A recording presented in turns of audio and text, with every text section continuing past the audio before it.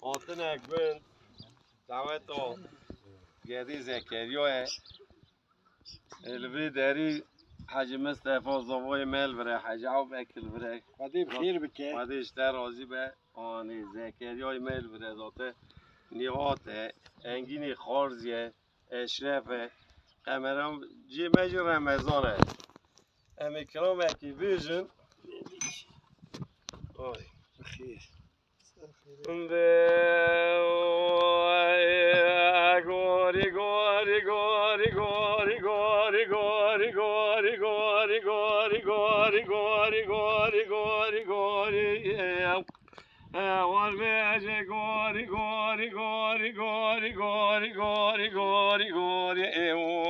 گوری گوری گوری گوری فلکی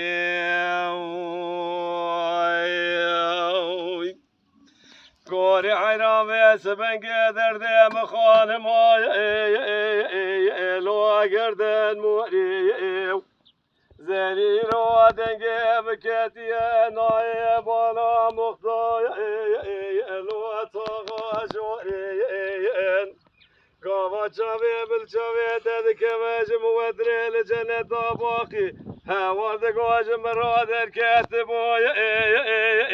لو جوت هوري بغوري غوري غوري وغوري فرك تقول ببعضا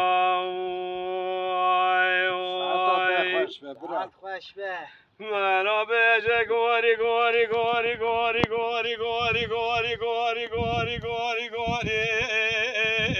الی گوریات میو که جدینه دگو وزه خلفه گل سوسنه رحانه رو باغ شدای الو بربینات میو هواردگو وزه بجن باراخ و وازر آفدا بشکه هوار وزید گوسات شش شبه دایر و دیسای الوال باطبه به فلک خاینه و اتخول مبادا گوری حیرام سبنگه بش نازرای ابلی خود گوتنی گوری حیرام سبنگه وزی بارا خود دمی بش نازرای ابلی تگوتنی از چوب ورزور مارنگی سر مال میدان بلی بارا خود دای جوتی ورا خود زرمه مکای لو خواست فراتنی وردگو خلق تمام مال دنیا دای از مرم خود فرمتن بو متدای حد شال خواب خوری لو سر داتنی به گوری گوری گوری گوری گوری افلکی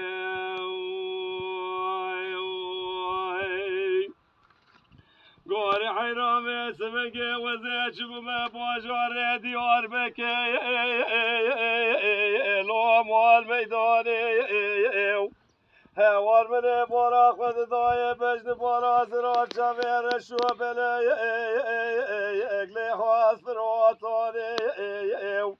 هوار دگو خلقه تمام مال دنیا دای از عبدال خود پریمتن بوز بو ما عاشق بجن بالا زرا چویر شو بله